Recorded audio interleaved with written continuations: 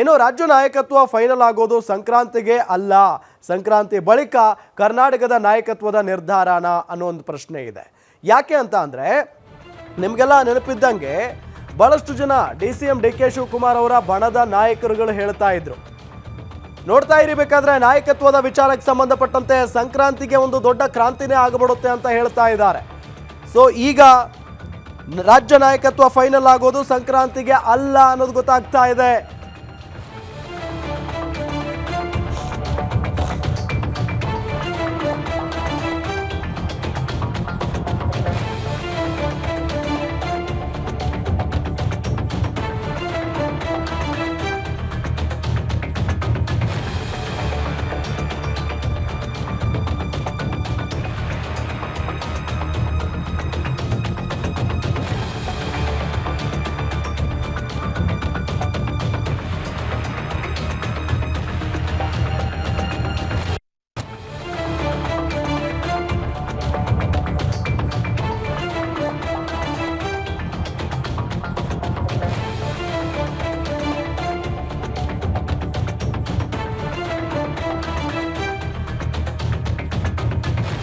ನೋಡಿ, ರಾಜ್ಯ ನಾಯಕತ್ವ ಫೈನಲ್ ಆಗೋದು ಸಂಕ್ರಾಂತಿಗೆ ಅಲ್ಲ. ಹಾಗಾದ್ರೆ ಯಾವಾಗ ಆಗುತ್ತೆ ರಾಜ್ಯ ನಾಯಕತ್ವ ಕ್ರಾಂತಿ? ಸಂಕ್ರಾಂತಿ ಬಳಿಕ ಕರ್ನಾಟಕದ ನಾಯಕತ್ವದ ನಿರ್ಧಾರ ಆಗುತ್ತಾ? ಹಾಗಾದ್ರೆ ಯಾವಾಗ ಆಗಬಹುದು, ಯಾವಾಗ ಆಗುವಂತ ಸಾಧ್ಯತೆ ಇದೆ? ಜನವರಿ ಅಂತ್ಯಕ್ಕೆ ತೀರ್ಮಾನ ತೆಗೆದುಕೊಳ್ಳಲಿದ್ದಾರೆ ಹೈಕಮಾಂಡ್ ನಾಯಕರು ಅನ್ನೋದು ಗೊತ್ತಾಗ್ತಾ ಇರುವಂತ ಸಂಗತಿ. ಜನವರಿ 4ನೇ ವಾರದಲ್ಲಿ ಮತ್ತೆ ಬುಲಾವ್ ಕೊಡುವಂತ ಸಾಧ್ಯತೆ ಇದೆ. ಜನವರಿ 4ನೇ ಅಂದ್ರೆ ಕೊನೆಯ ವಾರದಲ್ಲಿ. ಅಷ್ಟರಲ್ಲಿ ರಾಜ್ಯದಲ್ಲಾಗಿರೋ ಬೆಳವಣಿಗೆ ಕುರಿತಂತೆ ಮಾಹಿತಿಯನ್ನ ಸಂಗ್ರಹಿಸಿಕೊಂಡು ಇಟ್ಟಿರ್ತಾರೆ ಹೈಕಮಾಂಡ್ ನಾಯಕರು. ಕಾಂಗ್ರೆಸ್ನಲ್ಲಿರೋ ಬಣಗಳ ಕುರಿತು ಮಾಹಿತಿಯನ್ನ ಪಡೆಯಲಿದ್ದಾರೆ ಹೈಕಮಾಂಡ್ ನಾಯಕರು ಅನ್ನೋದು ಗೊತ್ತಾಗ್ತಾ ಇರುವಂತ ಸಂಗತಿ. ಅದಾದ ನಂತರ ದೆಹಲಿಯಲ್ಲೇ ವರಿಷ್ಠರು ಸಭೆ ಸೇರಿ ಪಕ್ಷಕ್ಕಾಗಿ ಮುಂದಿನ ತೀರ್ಮಾನವನ್ನ ತೆಗೆದುಕೊಳ್ಳುತ್ತಾರೆ. ನಂತರ ಜನವರಿ 4ನೇ ವಾರದಲ್ಲಿ ಮಹತ್ವದ ಸಭೆಗೆ ಚಿಂತನೆಯನ್ನ ನಡೆಸಲಾಗಿದೆ ಹೈಕಮಾಂಡ್ನಿಂದ ಅನ್ನೋದು ಗೊತ್ತಾಗ್ತಾ ಇದೆ. ಜನವರಿ ಅಂತ್ಯಕ್ಕೆ ಆಗದಿದ್ದಲ್ಲಿ ಮತ್ತೊಂದು ತಿಂಗಳು ಅಲ್ಪ ವಿರಾಮ ಇರುತ್ತೆ. ಸೊ ಇದು ಯಾಕೋ ಹಿಂಗೆ ಎಳ್ಕೊಂಡು ಹೋಗುವಂತ ಲಕ್ಷಣಗಳು ಕಾಣಿಸ್ತಾ ಇದೆ. ಯಾಕೆಂತ ಅಂದ್ರೆ 2028ರ ಎಲೆಕ್ಷನ್ ದೃಷ್ಟಿಯಿಂದ ಎಚ್ಚರಿಕೆಯ ಹೆಜ್ಜೆಯನ್ನ ಇಡ್ತಾ ಇರೋದು ಹೈಕಮಾಂಡ್. ನಾವೀಗಾಗಲೇ ಬಹಳ ಚರ್ಚೆ ಮಾಡಿಬಿಟ್ಟಿದ್ದೀವಿ ಈ ನಾಯಕತ್ವ ಬದಲಾವಣೆ ವಿಚಾರಕ್ಕೆ ಸಂಬಂಧಪಟ್ಟಂತೆ. ಅಂದರೆ CM ಸಿದ್ದರಾಮಯ್ಯನವರು ಒಂದು ತೂಕ ಆದರೆ ಕಾಂಗ್ರೆಸ್ನಲ್ಲಿ, ಒಂದು ಬಲ ಆದರೆ, ಒಂದು ಶಕ್ತಿ ಆದರೆ, ಸರಿ ಸಮಾನವಾಗಿ ನಿಂತ್ಕೊಂಡಿರೋದು DCM DK ಶಿವಕುಮಾರ್ ಅವರು. ಸುಮ್ಮನೆ DCM ಆಗಿಲ್ಲ ಅವರು. ಸೊ ಆ ನಿಟ್ಟಿನಲ್ಲಿ ಇಬ್ಬರಲ್ಲಿ ಒಬ್ಬರಿಗೆ ಅಸಮಾಧಾನ ಆದರೂ ಕೂಡ ರಾಜ್ಯ ಕಾಂಗ್ರೆಸ್ಗೆ ಬಹಳ ಕಷ್ಟ ಆಗಿಬಿಡುತ್ತೆ. ಮುಂದಿನ ಚುನಾವಣೆ ಅಥವಾ ಮುಂದೆ ಬರುವಂಥ ಸ್ಥಳೀಯ ಮಟ್ಟದ ಚುನಾವಣೆಗಳ ಮೇಲೂ ಕೂಡ ದುಷ್ಪರಿಣಾಮ ಬೀರುವಂಥ ಸಾಧ್ಯತೆ ಇರುತ್ತೆ. ಹಾಗಾಗಿ ಯಾರಿಗೂ ಅಸಮಾಧಾನ ಆಗಬಾರ್ದು, ಆ ರೀತಿಯಾದಂಥ ನಿರ್ಧಾರವನ್ನು ತೆಗೆದುಕೊಳ್ಳಬೇಕು ಅನ್ನೋ ನಿಟ್ಟಿನಲ್ಲಿ ಹೈಕಮಾಂಡ್ ನಾಯಕರು ಯೋಚನೆಯನ್ನು ಮಾಡ್ತಾ ಇದ್ದಾರೆ. ಭಾಳ ಪ್ರಮುಖವಾಗಿ ಇತ್ತ CM ಸಿದ್ದರಾಮಯ್ಯನವರು ಏನು ಸಣ್ಣ ಪುಟ್ಟ ನಾಯಕನ, ಒಂದು ಅಹಿಂದ ಅನ್ನೋ ಸಮುದಾಯ ಸಿದ್ದರಾಮಯ್ಯನವರ ಬೆನ್ನಿಗೆ ನಿಂತ್ಕೊಂಡಿದೆ. ಅಕಸ್ಮಾತ್ ಆಗಿ ಸಿದ್ದರಾಮಯ್ಯನವರನ್ನು ದಿಢೀರನೆ ಕೆಳಗಿಳಿಸಿ ಬಿಟ್ರೆ ಇಡೀ ಅಹಿಂದ ಸಮುದಾಯ ಕಾಂಗ್ರೆಸ್ನಿಂದ ದೂರ ಸರಿಯುವಂಥ ಸಾಧ್ಯತೆ ಇರುತ್ತೆ. ಆ ಭಯ, ಆ ಆತಂಕ ಹೈಕಮಾಂಡ್ ನಾಯಕರಿಗೆ ಕಾಡ್ತಾ ಇರುತ್ತೆ. ಇದರ ಜೊತೆಗೆ DCM DK ಶಿವಕುಮಾರ್ ಅವರಿಗೆ ಏನಾದರೂ ಒಂದು CM ಪಟ್ಟ ಕೊಡದೆ ಹೋದರೆ ಅಥವಾ ಅವರಿಗೆ ಅಸಮಾಧಾನ ಆಗದೆ ಇರುವ ರೀತಿಯಲ್ಲಿ ನಡ್ಕೊಂಡ್ರೆ ಒಳ್ಳೆಯದು. ಅಥವಾ ಅವರೇ ಅಸಮಾಧಾನ ಆಗಿಬಿಟ್ರೆ ಅಲ್ಲಿಗೆ ಇಡೀ ಒಕ್ಕಲಿಗ ನಾಯಕರ ಜೊತೆಗೆ ಇಡೀ ಒಕ್ಕಲಿಗ ಸಮುದಾಯವು ಕೂಡ ಕಾಂಗ್ರೆಸ್ನಿಂದ ದೂರ ಸರಿಯುವ ಸಾಧ್ಯತೆ ಇದೆ. ಆ ಆತಂಕವೂ ಕೂಡ ಸಹಜವಾಗಿ ಹೈಕಮಾಂಡ್ ನಾಯಕರಿಗಿದೆ. ಇದೇ ವಿಚಾರಕ್ಕೆ ಸಂಬಂಧಪಟ್ಟಂತೆ ಡೀಟೇಲ್ಸ್ ಕೊಡ್ತಾರೆ ನಮ್ಮ political bureau head Maruti Pavagada ಸಂಪರ್ಕದಲ್ಲಿದ್ದಾರೆ. ಮಾರುತಿ ಪಾವಗಡ, ಇಂಟ್ರೆಸ್ಟಿಂಗ್ ಬೆಳವಣಿಗೆಗಳು ಕಾಂಗ್ರೆಸ್ನಲ್ಲಿ ನಡೀತಾ ಇದೆ. ಏನಾಗಬಹುದು ಮುಂದಿನ ದಿನಗಳಲ್ಲಿ? ಯಾಕೆಂತ ಹೇಳಿದರೆ CM DCM ಈಗ ದೆಹಲಿಗೆ ಹೊರಟಿರೋ ಉದ್ದೇಶ ಮೇಲ್ನೋಟಕ್ಕೆ ಬೇರೆ ಇರಬಹುದು, ಒಳಗೊಳಗಡೆ ಬೇರೆ ಏನಾದರೂ ನಡಿಬಹುದಾ? ರಾಜ್ಯ ರಾಜಕಾರಣದ ಬಗ್ಗೆ ಹೈಕಮಾಂಡ್ ನಾಯಕರು ಏನಾದರೂ ಚರ್ಚೆ ಮಾಡಬಹುದಾ? ತುಂಬ ಖುಷಿ ಆಗ್ತಾ ಇದೆ. ಯಾಕೆಂದರೆ ಇವತ್ತು ಎಷ್ಟೋ ಜನ ಮಹಿಳೆಯರು ಹೇಳ್ತಾ ಇದ್ರು, ನನಗೆ PCOD ಪ್ರಾಬ್ಲಮ್ ಇತ್ತು ಸರ್, ಥೈರಾಯ್ಡ್ ಪ್ರಾಬ್ಲಮ್ ಇತ್ತು ಸರ್, ಆರಾಮಾಗಿ ನಾನು ಸಣ್ಣ ಆದೆ ಸರ್, ತುಂಬ ಥ್ಯಾಂಕ್ ಯು ಅಂತ ಎಷ್ಟೋ ಜನ ಹೇಳ್ತಾ ಇದ್ರು. ನಿಮಗೆ PCOD ಪ್ರಾಬ್ಲಮ್ ಇರಲಿ, ಥೈರಾಯ್ಡ್ ಪ್ರಾಬ್ಲಮ್ ಇರಲಿ, 100% ನೀವು ಸಣ್ಣ ಆಗಬೇಕು, ಆರೋಗ್ಯದಲ್ಲೂ ಸಮೇತ ತುಂಬ ಚೇತರಿಕೆ ಆಗಬೇಕು ಅಂದರೆ ಪ್ರತಿದಿನ ನಮ್ಮ ಜೀನಿ ಸ್ಲಿಮ್ನ ಯೂಸ್ ಮಾಡಿ. ಯಾಕೆಂದ್ರೆ ಜೀನಿ ಸ್ಲಿಮ್ಮು ಒಂದು ಉತ್ತಮ ಆಹಾರ. 14ನೇ ತಾರೀಕು ಇರುವಂತಹ ಉದ್ದೇಶ ಕಾಂಗ್ರೆಸ್ ಹೈಕಮಾಂಡ್ ತೆಗೆದುಕೊಂಡಿರುವಂತಹ ಇಡೀ ದೇಶಾದ್ಯಂತ ವೋಟ್ ಚೋರಿ ಪ್ರಕರಣಕ್ಕೆ ಸಂಬಂಧಪಟ್ಟಂತೆ ಬೇರೆ ಬೇರೆ ರಾಜ್ಯಗಳಲ್ಲಿ ಪ್ರತಿಭಟನೆ ಆದ ಬಳಿಕ ಈಗ ದೆಹಲಿ ಮಟ್ಟದಲ್ಲಿ ದೊಡ್ಡ ಮಟ್ಟದ ಒಂದು ಸುದ್ದಿ ಆಗ್ಬೇಕು ಅನ್ನುವಂತ ಒಂದು ನಿರ್ಧಾರವನ್ನ ಕೈಗೊಂಡು 14ನೇ ತಾರೀಕು ಪ್ರತಿಭಟನೆಯನ್ನ ಮಾಡ್ತಿದೆ. ಆದ್ರೆ ರಾಜ್ಯ ಮಟ್ಟದ ನಾಯಕರು ಕೂಡ ಟಾಸ್ಕ್ ಅನ್ನು ಕೂಡ ಕೊಡಲಾಗಿದೆ. ಈ ಪ್ರತಿಭಟನೆಯನ್ನ ಯಶಸ್ವಿ ಮಾಡೋದಕ್ಕೆ ಎಲ್ಲಾ ನಾಯಕರು ಕೂಡ ಶಾಸಕರು, ಸಂಸದರು ಬೆಂಗಳೂರಿಂದ ಒಂದಷ್ಟು ಕಾರ್ಯಕರ್ತರ ಮುಖಂಡರನ್ನ ಕರ್ಕೊಂಡು ಬರ್ಬೇಕು ಅಂತ. ರಾಜ್ಯ ಕಾಂಗ್ರೆಸ್ ಅಲ್ಲಿ ಚರ್ಚೆ ಆಗ್ತಾ ಇರುವಂತದ್ದೇ ಬೇರೆ. ಎರಡೂ ಬಣದ ನಾಯಕರು, ಶಾಸಕರು ಕೂಡ ದೆಹಲಿಗೆ ಹೋಗ್ತಿರೋದ್ರಿಂದ ನಾಯಕತ್ವ ವಿಚಾರಕ್ಕೆ ಸಂಬಂಧಪಟ್ಟಂತೆ ರಾಜ್ಯದಲ್ಲಿ ಆಗ್ತಿರುವಂತ ಒಂದು ಚರ್ಚೆ ದೆಹಲಿ ಹೈಕಮಾಂಡ್ ಮಟ್ಟದಲ್ಲೂ ಕೂಡ ಆಗ್ಬೋದು ಅನ್ನುವಂಥದ್ದು. ವೋಟ್ ಚೋರಿ ಪ್ರತಿಭಟನೆಗೂ ಮೊದಲೇ ಡಿ.ಕೆ. ಶಿವಕುಮಾರ್ ಅವರು ನಾಳೆ ಬೆಳಗ್ಗೆ ಬೆಂಗಳೂರಲ್ಲಿ ನಾಳೆ ಬೆಳಗ್ಗೆ 12 ಗಂಟೆಯ ಬಳಿಕ ದೆಹಲಿಗೆ ತೆರಳೋದಕ್ಕೆ ಈಗಾಗಲೇ ಸಿದ್ಧತೆಗಳನ್ನು ನಡೆಸ್ಕೊಂಡಿದ್ದಾರೆ. ಅದೇ ರೀತಿ ನಾಡಿದ್ದು ಬೆಳಗ್ಗೆ ಸಿಎಂ ಸಿದ್ದರಾಮಯ್ಯ ಅವರು ಹೋಗ್ತಾ ಇದ್ದಾರೆ.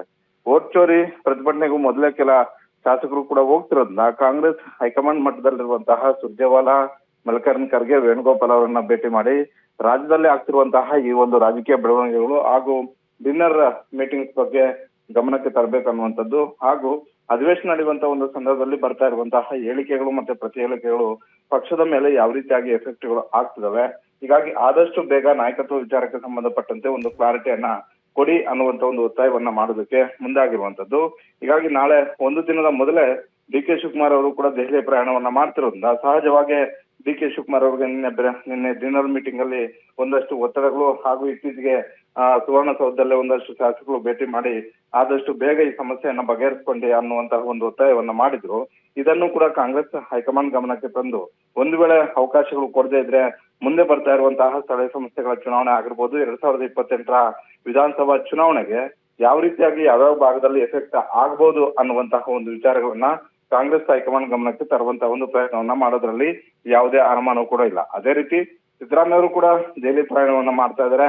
ಅವ್ರಿಗೂ ಅವಕಾಶಗಳು ಸಿಕ್ಕಿದ್ದೆ ಆದ್ರೆ ಅವ್ರಿಗೆ ಒಂದು ವೇಳೆ ಕಾಂಗ್ರೆಸ್ ಹೈಕಮಾಂಡ್ ಏನಾದ್ರು ಕೇಳಿದ್ದೆ ಆದ್ರೆ ಸಹಜವಾಗಿ ಅವರು ಆ ಸ್ಥಾನವನ್ನ ಉಳಿಸ್ಕೊಳ್ಳೋದಕ್ಕೆ ಯಾವ ಪ್ರಯತ್ನಗಳನ್ನ ಮಾಡಬೇಕು ಆ ಎಲ್ಲಾ ಪ್ರಯತ್ನಗಳನ್ನ ಮಾಡೋದಕ್ಕೆ ಸಿದ್ದರಾಮಯ್ಯ ಅವರ ಬಣದವರು ಕೂಡ ತಯಾರಿಯನ್ನ ನಡೆಸಿದ್ದಾರೆ. ರಾಮ್, ಓಕೆ, ಇನ್ನೊಂದು ವಿಚಾರ, ಈಗ ಸಹಜವಾಗಿ ರಾಜ್ಯ ನಾಯಕತ್ವ ಬದಲಾವಣೆ ಅಂತ ಬಂದಾಗ ನವೆಂಬರ್ ಕ್ರಾಂತಿ, ಡಿಸೆಂಬರ್ ಕ್ರಾಂತಿ ಈ ರೀತಿಯಾಗೆಲ್ಲ ನಾವು ನೋಡ್ತಾ ಇದ್ವಿ. ಕೆಲವೊಂದಿಷ್ಟು ನಾಯಕರಿಂದ ಕೇಳಿ ಬರ್ತಾ ಇದ್ದಂಥ ಮಾತು ಕೂಡ. ಅದಾದ ನಂತರ ಸಂಕ್ರಾಂತಿ ಕಾಯಿರಿ, ನೀವು ಸಂಕ್ರಾಂತಿಗೆ ದೊಡ್ಡ ಕ್ರಾಂತಿನೇ ಆಗೋದಿದೆ ಅಂತ ಹೇಳ್ತಾ ಇದ್ರು. ಬಟ್ ಈಗ ಒಂದಿಷ್ಟು ಮಾಹಿತಿ ಪ್ರಕಾರ ಸಂಕ್ರಾಂತಿಗೆ ಇನ್ನು ರಾಜ್ಯ ನಾಯಕತ್ವ ಫೈನಲ್ ಆಗಲ್ಲ ಅಂತ ಹೇಳ್ತಾ ಇದ್ದಾರೆ ಮಾರುತಿ ಪಾವಗಡ. ಯಾಕೆ, ಏನಾದರೂ ಮುಂದೆ ಹೋಗುವಂಥ ಸಾಧ್ಯತೆ ಇದೆಯಾ ಅಂತ? ಈಗಿರುವಂತಹ ರಾಜ್ಯ ಕಾಂಗ್ರೆಸ್ನ ಪರಿಸ್ಥಿತಿಯನ್ನ ನೋಡಿದ್ರೆ ರಾಜ್ಯ ಕಾಂಗ್ರೆಸ್ಗೆ ಇಬ್ಬರನ್ನ ಬಿಟ್ಟು ರಾಜಕಾರಣ ಮಾಡುವಂತ ಒಂದು ಪರಿಸ್ಥಿತಿಯಲ್ಲಿ ರಾಜ್ಯ ಕಾಂಗ್ರೆಸ್ ಇಲ್ಲ. ಯಾಕಂತ ಹೇಳಿದ್ರೆ ಬರ್ತಾ ಇರುವಂತಹ ಸ್ಥಳೀಯ ಸಂಸ್ಥೆಗಳ ಚುನಾವಣೆ, ಜಿಬಿಎ ಚುನಾವಣೆಗೆ ಸಿದ್ದರಾಮಯ್ಯ ಅವರು ಬೇಕಾಗಿದೆ, ಅದೇ ರೀತಿ ಡಿ.ಕೆ. ಶಿವಕುಮಾರ್ ಅವರು ಕೂಡ ಬೇಕಾಗಿದೆ. ಹಾಗಾಗಿ ಆಯಾಯ ಬಣಗಳು ತಮ್ಮ ನಾಯಕರ ಪರವಾಗಿ ಬ್ಯಾಟಿಂಗ್ ಅನ್ನ ಬೀಸ್ತಾ ಇರುವಂತದ್ದು. ಇತ್ತೀಚೆಗೆ ಸೆಪ್ಟೆಂಬರ್ ಇಂದ ಆರಂಭ ಆಯ್ತು. ಸೆಪ್ಟೆಂಬರ್ ಕ್ರಾಂತಿ ಆಯ್ತು, ನವೆಂಬರ್ ಕ್ರಾಂತಿ ಅನ್ನುವಂತ ಚರ್ಚೆ ಬಂತು. ಅದಾದ್ಮೇಲೆ ಈಗ ಡಿಸೆಂಬರ್ ಬಂತು. ಈಗ ಅದರ ನಡುವೆ ಅಧಿವೇಶನವು ಕೂಡ ನಡೀತಾ ಇದೆ. ಹೀಗಾಗಿ ಅಧಿವೇಶನ ಸಂದರ್ಭದಲ್ಲಿ ನಾಯಕತ್ವ ಬದಲಾವಣೆ ಮಾಡೋದು ಅಷ್ಟು ಸುಲಭ ಅಲ್ಲ, ಯಾವುದೇ ಪಕ್ಷ ಅಧಿಕಾರದಲ್ಲಿದ್ರು ಕೂಡ. ಹೀಗಾಗಿ ಈ ಎಲ್ಲಾ ಬೆಳವಣಿಗೆಗಳು ಕೂಡ ಸಿದ್ದರಾಮಯ್ಯ ಅವರ ಪರವಾಗಿದ್ವು. ಇದಾದ ಬಳಿಕ ಬೇರೆ ಆ ರೀತಿಯಾದಂತ ಯಾವ ಬೆಳವಣಿಗೆಗಳು ಕೂಡ ಇಲ್ಲ. ಹೀಗಾಗಿ ಸಿದ್ದರಾಮಯ್ಯ ಅವರ ನಾಯಕತ್ವ ವಿಚಾರಕ್ಕೆ ಸಂಬಂಧಪಟ್ಟಂತೆ ಕಾಂಗ್ರೆಸ್ ಹೈಕಮಾಂಡ್ ಒಂದು ಸ್ಪಷ್ಟವಾದಂತಹ ಒಂದು ನಿರ್ಧಾರವನ್ನ ತೆಗೆದುಕೊಳ್ಳುತ್ತೆ. ನಮ್ಮ ನಾಯಕರಿಗೆ ಆ ಅವಕಾಶಗಳು ಸಿಗ್ತವೆ ಅನ್ನುವಂತ ಒಂದು ಚರ್ಚೆ ಡಿ.ಕೆ. ಶಿವಕುಮಾರ್ ಅವರ ಬಣದಲ್ಲಿ ಆಗ್ತಿರುವಂತದ್ದು. ಆದ್ರೆ ಸಿದ್ದರಾಮಯ್ಯ ಅವರ ಹಾಗೂ ಸಿದ್ದರಾಮಯ್ಯ ಅವರ ಸುತ್ತಲೂ ಇರುವಂತಹ ಒಂದು ಟೀಮ್ ಏನಿದೆ, ಆ ಟೀಮ್ ಕಾಂಗ್ರೆಸ್ ಹೈಕಮಾಂಡ್ ನಾಡಿ ಮಿಡಿದವೂ ಗೊತ್ತು.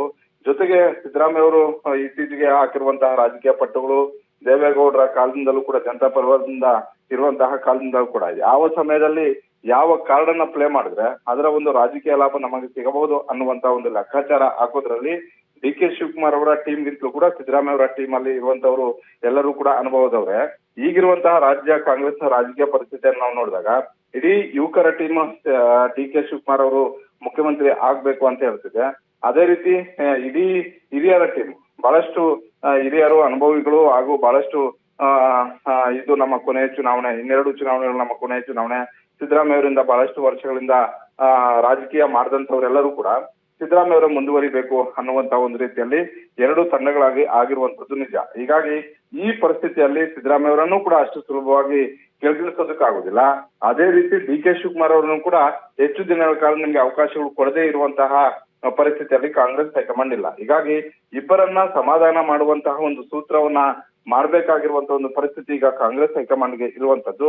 ಈಗ ಭಾನುವಾರ ನಡೆಯುವಂತಹ ಈ ವೋಟ್ ಚೋರಿ ಗದ್ದಲದಲ್ಲಿ ಇದೆಲ್ಲ ಚರ್ಚೆಗೆ ಬರುತ್ತೆ ಅಂತ ನಾವು ಹೇಳೋದಕ್ಕೆ ಆಗೋದಿಲ್ಲ. ಆದ್ರೆ ಇರುವಂತಹ ಒಂದು ಸಮಯ ಸಿಕ್ಕಿದ್ರೆ ಈ ಅವಕಾಶವನ್ನ ಬಳಸ್ಕೊಳ್ಳುವಂತ ಒಂದು ಕೆಲಸ ಡಿ.ಕೆ. ಶಿವಕುಮಾರ್ ಅವರು ಮಾಡ್ಬೋದು. ಅದೇ ರೀತಿ ಆ ಸ್ಥಾನವನ್ನ ಉಳಿಸ್ಕೊಳ್ಳುವಂತಹ ಶತಪ್ರಯತ್ನಗಳನ್ನ ಮಾಡ್ತಿರುವಂತಹ ಸಿದ್ದರಾಮಯ್ಯ ಅವರು ಕೂಡ ಮಾಡುವಂತಹ ಒಂದು ಸಾಧ್ಯತೆ ಇದೆ. ಹೀಗಾಗಿ ಪ್ರತಿ ಬಾರಿನೂ ಕೂಡ ಸಿದ್ದರಾಮಯ್ಯ ಅವರು ಬದಲಾಗ್ತಾರೆ ಅಂತ ಹೇಳಿದಾಗ ಒಂದೊಂದು ಕಾರಣಗಳನ್ನ ಇಟ್ಕೊಂಡು ಒಂದಷ್ಟು ದಿನಗಳ ಕಾಲ ಹೈಕಮಾಂಡ್ ಆ ವಿಚಾರವನ್ನ ಪೋಸ್ಟ್ಪೋನ್ ಮಾಡ್ತಲೇ ಬಂತು ಅನ್ನುವಂತ ಒಂದು ಚರ್ಚೆ ಡಿ.ಕೆ. ಶಿವಕುಮಾರ್ ಅವರ ಮನದಲ್ಲಿ ಇವತ್ತಿಗೂ ಕೂಡ ಜೀವಂತವಾಗಿದೆ. ಈಗ ಅಧಿವೇಶನ ಕಂಪ್ಲೀಟ್ ಆಗ್ತಿರೋದ್ರಿಂದ ಸಹಜವಾಗಿ ಅಧಿವೇಶನದ ಬಳಿಕ ಮುಂದೇನಿದೆ ಅನ್ನುವಂತ ಒಂದು ಪ್ರಶ್ನೆಗಳನ್ನ ಇಡ್ತಿರುವಂತದ್ದು ನಿಜ. ಜನವರಿ ತಿಂಗಳಲ್ಲಿ ಬಹುದೊಡ್ಡದಾದಂತ ಒಂದು ಕಾಣಿಕೆ ನಮ್ಮ ನಾಯಕನಿಗೆ ಸಿಗುತ್ತೆ ಅನ್ನುವಂತ ಒಂದು ಭರವಸೆಯ ಮಾತುಗಳನ್ನು ಕೂಡ ಆಡ್ತಾ ಇದ್ದಾರೆ. ಆದ್ರೆ ಆ ಕ್ಷಣಕ್ಕೆ ಆ ದಿನಗಳಲ್ಲಿ ಸಿದ್ದರಾಮಯ್ಯ ಮತ್ತೆ ಅವರ ಟೀಮ್ ನುರಿತರ ಟೀಮ್ ರಾಜಕೀಯವಾಗಿ ಬಹಳಷ್ಟು ಅನುಭವ ಇರುವಂತಹ ಈ ಟೀಮ್ ಯಾವ ಕಾರ್ಡ್ ಅನ್ನು ಪ್ಲೇ ಮಾಡುತ್ತೆ ಅನ್ನುವಂಥದ್ದನ್ನ ಕಾದ್ ನೋಡ್ಬೇಕಾಗಿದೆ. ಸಹಜವಾಗಿ ಇತ್ತೀಚೆಗೆ ರಾಜಕೀಯ ಪಡಸಾಲೆಯಲ್ಲಿ ಚರ್ಚೆ ಆಗ್ತಿರುವಂತದ್ದು ಬೇರೆ ಬೇರೆ ರಾಜ್ಯಗಳ ಚುನಾವಣೆಗೂ ಕೂಡ ಬರ್ತಿರೋದ್ರಿಂದ ಆ ಒಂದು ಕಾರ್ಡ್ ಅನ್ನು ಕೂಡ ಕಾಂಗ್ರೆಸ್ ಹೈಕಮಾಂಡ್ ಮುಂದೆ ಸಿದ್ದರಾಮಯ್ಯ ಮತ್ತೆ ಅವರ ಟೀಮ್ ಪ್ಲೇ ಮಾಡಬಹುದು ಅನ್ನುವಂತ ಒಂದು ಚರ್ಚೆ ಆರಂಭ ಆಗಿದೆ. ಹೀಗಾಗಿ ಇಬ್ಬರನ್ನೂ ಬಿಡುವಂತ ಒಂದು ಪರಿಸ್ಥಿತಿಯಲ್ಲಿ ಕಾಂಗ್ರೆಸ್ ಹೈಕಮಾಂಡ್ ಇವತ್ತಿನ ದಿನ ಆ ಪರಿಸ್ಥಿತಿಯಲ್ಲಿ ಇಲ್ಲ ಅಂತಾನೆ ಹೇಳ್ಬೋದು Ram. Okay thank you Maruti Pavagada ತಮ್ಮೆಲ್ಲ ಮಾಹಿತಿಗಾಗಿ.